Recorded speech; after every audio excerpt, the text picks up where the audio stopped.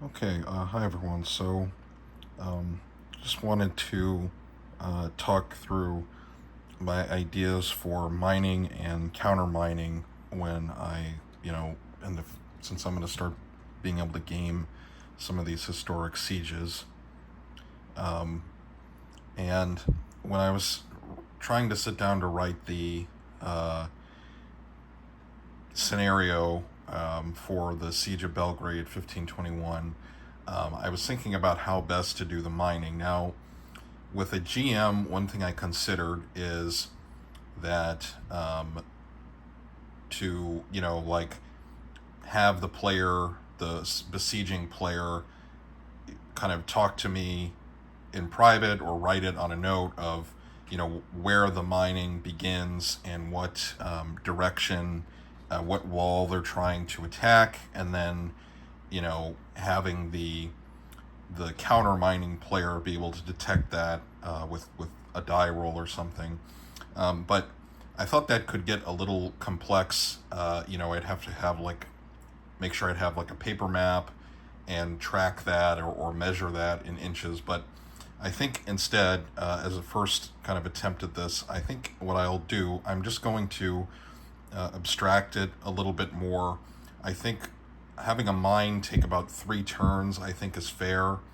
Um, you know, just long enough, and that it can, there's kind of some stakes to it, but not too long that, it doesn't really make an impact in the game.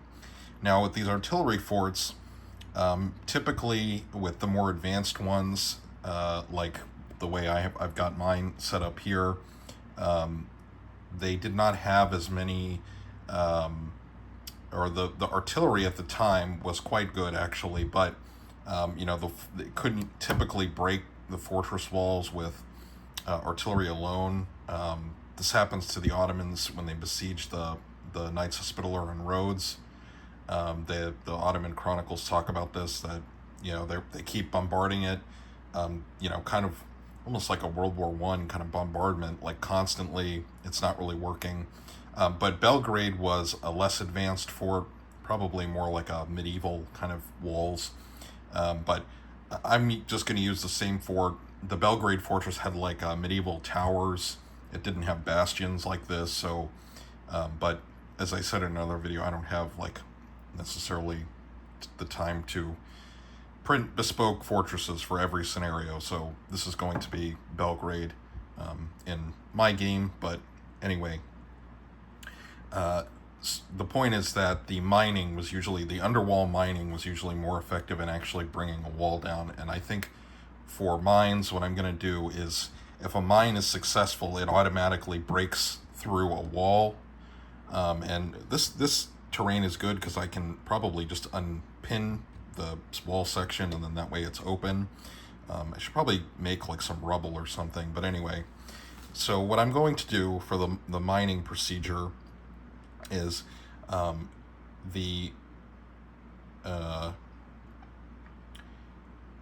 mining player will have to roll a die and get 3 in a row to continue mining. And then the counter mining player will have to roll against that to see if they detect the mine. Now, if the mine is detected, that doesn't mean necessarily that the counter mine is automatically successful, because they would actually fight underground. This is another thing. I don't know about Belgrade, but this does happen at Rhodes. I've read it in one of the sources. So what I'm going to do is, if the counter mine check is successful, then the players will roll off, and if the mining player, the besieging player that is wins, then the mine continues.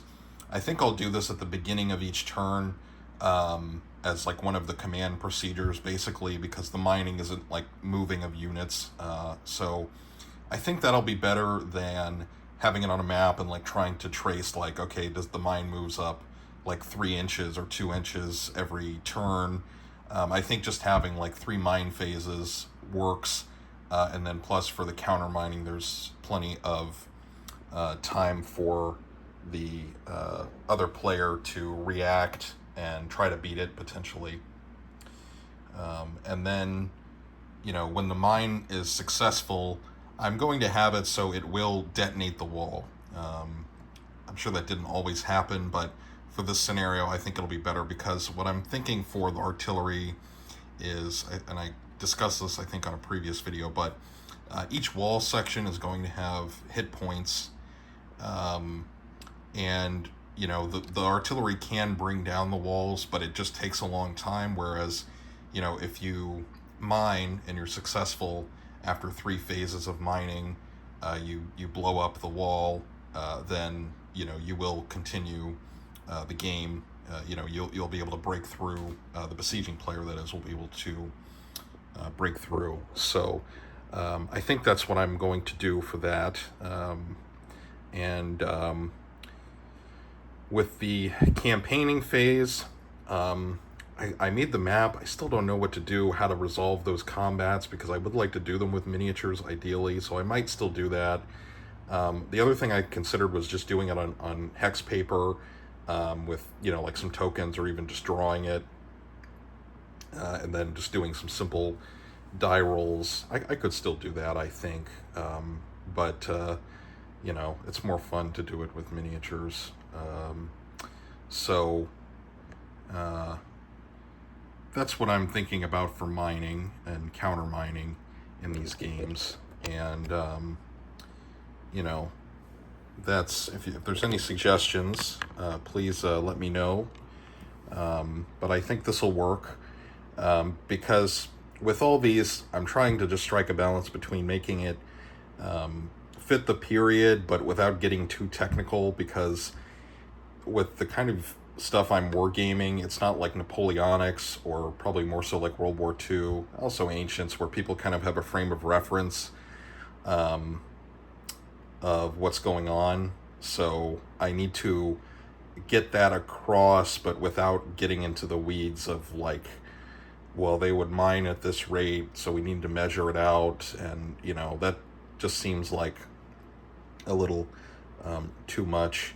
Now, granted, I'm sure there's probably medieval rule sets that have have something for this, but to be honest, I don't see a lot of siege mechanics in games. I think there's an assumption that they're boring,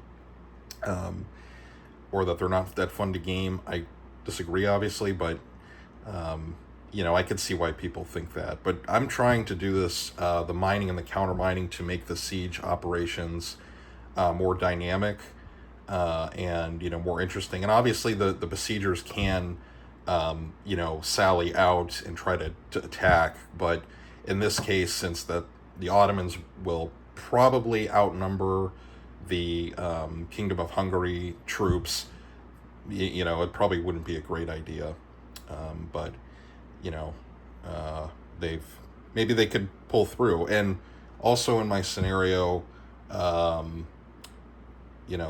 have it in there, which was actually historically contingent, is, does Suleiman actually make the other fortress near Belgrade, Sabac, fall and bring the rest of the army? Because that wasn't predetermined. It wasn't necessarily going to happen like that. So who knows? Maybe Sabac will put up more of a fight in my scenario, and it will only be the Grand Vizier's troops that try to attack the fortress.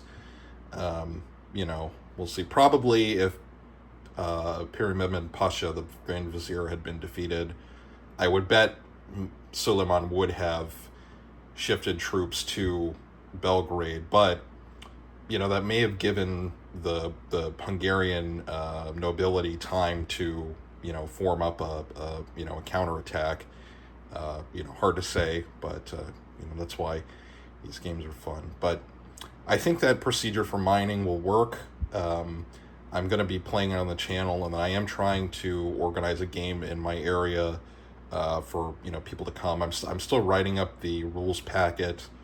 Not really a packet, just like a few pages. I don't want it to be that elaborate.